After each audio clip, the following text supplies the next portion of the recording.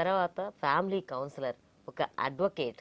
అసలు ఒకటి పాత్ర కాదు, ఇంట్లో అమ్మగా తల్లి పిల్లల కేరింగ్ చూసుకుంటూ, అటు భర్త నుంచి సేవలు అందిస్తూ, ఇటు ఇవన్నీ చూసుకుంటూ ఎలా ఎదుగుతూ వచ్చారు అసలు? ఎందుకంటే మీరు ఇప్పటి వరకు నాకు తెలిసినంత వరకు లీగల్గా సమస్యల గురించి, ఫ్యామిలీ కౌన్సిలింగ్ గురించే ఎప్పుడు ఎక్కడ చూసినా అవే వీడియోలు చేసుకుంటూ వస్తుంటారు. కానీ అసలు మీ మానసికంగా మీరు పడిన స్ట్రగుల్స్ కానీ, ఆనందాలు కానీ, లేకుంటే అచీవ్ అయినటువంటి, అంటే ఫోటోలో చూస్తే మీరు అచీవ్మెంట్ అన్నీ కనిపిస్తూ ఉంటాయి, కానీ ఇక్కడ అనే అచీవ్మెంట్ ఏదైతే ఉంటుందో అది మాత్రం ఇక్కడ ఆవిష్కరించాలని చెప్పి నేను కోరుకుంటున్నాను. ఎక్కడ అసలు మీ ప్రస్థానం ఎక్కడ మీ ప్రస్థానం మొదలు, అసలు ఎలా అనేది మీ మాటల్లో? ఫ్రమ్ ద బిగినింగ్ అంటే scouts and guides, Bharat scouts and guides అంటే నాకు చాలా ఇష్టం. దాంట్లో డ్రెస్ కోడింగ్ కానీ, ఒక డిసిప్లిన్ లైఫ్ అనేది, వాళ్ళు చేస్తున్న పనిని నాకు చాలా ఆకర్షించడం జరిగింది. సో దాన్ని నేను బేస్మెంట్ చేసుకుంటూ ఈ భారత్ స్కౌట్స్ అండ్ గైడ్స్లో నేను చేరడం జరిగింది 5th క్లాస్లో. అప్పటి నుంచి ప్రతి Saturday Sunday we use to go to classes and attend. ఆ తరుణంలోనే సామాజిక కార్యక్రమాల పట్ల బాగా ఆకర్షితురాలైపోయి, అంటే నాకు ఇంట్లో టైం దొరికింది, స్కూల్కి వెళ్ళాను, వచ్చాను, ఎక్కడికి వెళ్తే బాగుంటుంది అని అంటే మళ్ళీ అదే క్లాస్కి వెళ్ళేది. సో అక్కడి నుంచి నాకు ఎవ్వరు ఏది ఏ పని చెప్పినా పని చేసుకుంటూ, ఇక్కడ నా జీవం ఎప్పుడు కూడా అక్కడికి వెళ్ళాలి, చెయ్యాలి, ఏదో తపన అనేది ఉండేది. ఎందుకు ఉన్నదని తెలియదు, కానీ ఆ ఏజ్లో ఆ ఫీలింగ్ అనేది ఒక బంధం అన్నది సామాజిక కార్యక్రమాలకు ఏర్పాటు కావడం జరిగింది.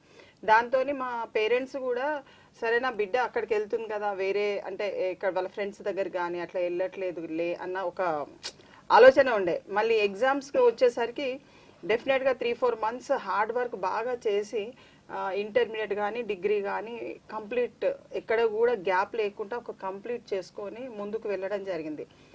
దాంతోపాటు స్కౌట్స్ అండ్ గైడ్స్ తర్వాత క్రమేణంగా మా లెక్చరర్స్, ఎల్బీ కాలేజ్ వరంగల్లో మా కాలేజ్ లెక్చరర్స్ ప్రతి ఒక్కరు కూడా ఎన్ఎస్ఎస్ యాక్టివిటీస్లో బాగా పాల్గొనమని, అంటే వాళ్ళు ఎంకరేజ్మెంట్ ఇచ్చేది. సుభాష్ని చేస్తున్నావు కదా, ఇంకా మంచిగా చేయి, చాలా మంచి భవిష్యత్తు ఉన్నదని చెప్పేది. ఏం భవిష్యత్తు అనేది అప్పుడు నిర్మాణం కాలేదు. అట్లా 92లో నేను I was selected for RD parade. 92లోనే ఆర్డి పరేడ్ కి, రిపబ్లిక్ పరేడ్ కి సెలెక్ట్ అవ్వడం జరిగింది.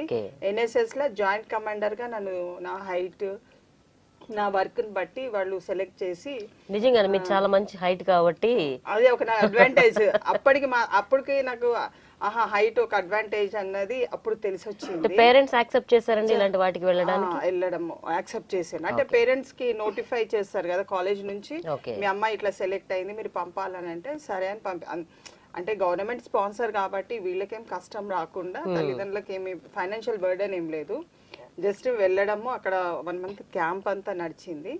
సో అక్కడ నుంచి అయిపోయిన తర్వాత ఇమీడియట్ గా నాకు గవర్నమెంట్ ఆఫ్ జపాన్ నుంచి నాకు ఇంటర్వ్యూకి రావడం జరిగింది. గవర్నమెంట్ ఆఫ్ జపాన్ నుంచి, అది మద్రాస్ లో ఇంటర్వ్యూ చేశారు అన్నట్టు. సో అక్కడ ఏంటంటే అది ఇంటర్నేషనల్ క్యాంప్ కి సెలెక్షన్ కోసం అని.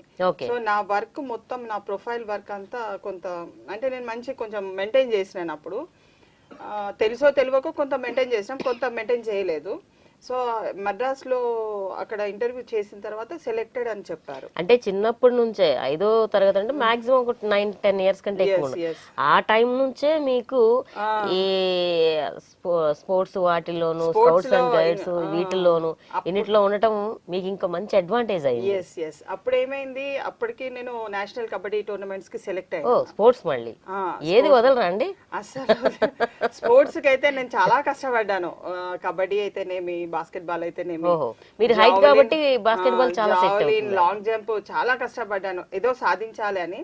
కానీ టైం కన్స్యూమింగ్ వల్ల, అంటే ఒకరు తోడుగా ఉండాలి ఎవరికైనా. అంటే అమ్మాయిలు అప్పుడు బాగా బ్యాక్వర్డ్ లో ఉండే కాబట్టి అప్పుడు సైకిల్ మీదనే మనం ఎక్కడికి వెళ్ళినా సైకిల్ మీదనే వెళ్ళేది. కానీ అప్పట్లో సైకిల్ మీద వెళ్ళడం కూడా చాలా గ్రేట్ గా అచీవ్మెంట్, చాలా అచీవ్మెంట్. స్పోర్ట్స్ కి వెళ్ళాలన్నా, లేకుంటే స్విమ్మింగ్, ఇవన్నీ కూడా, అంటే మా ఫాదర్ కొంచెం స్విమ్మింగ్ మీద ఎక్కువ కాన్సన్ట్రేషన్ చేసేది.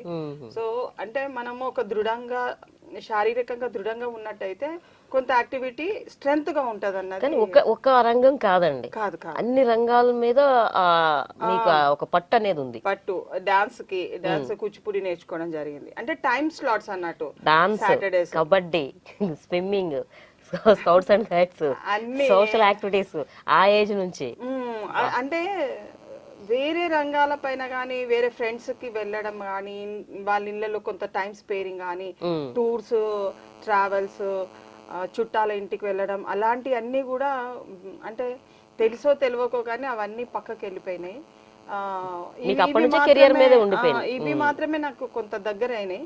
అప్పటికి కొంత చుట్టాల వైపు నేను వెళ్ళడము ఒక్కొక్కసారి ఎప్పుడో నెలకో 2 సార్లు నెలకొకటి వెళ్ళి పలకరించి రావడం జరిగింది.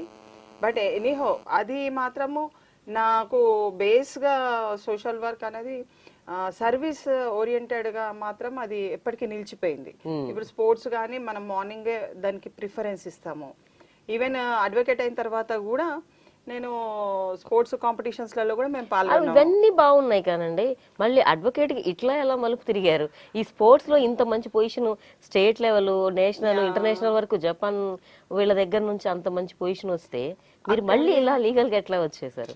అక్కడికి నేను ఫస్ట్ ఇయర్ లో చేరినప్పుడే నేను గవర్నమెంట్ ఆఫ్ జపాన్ ఇంటర్వ్యూకి సెలెక్ట్ అయినాను. ఓ, సో అప్పుడే 94 లో నేను 5 కంట్రీస్ కి వెళ్ళేసి వచ్చినాను. 5 కంట్రీస్ కి అప్పుడే ఏ ఏజ్ లో అండి?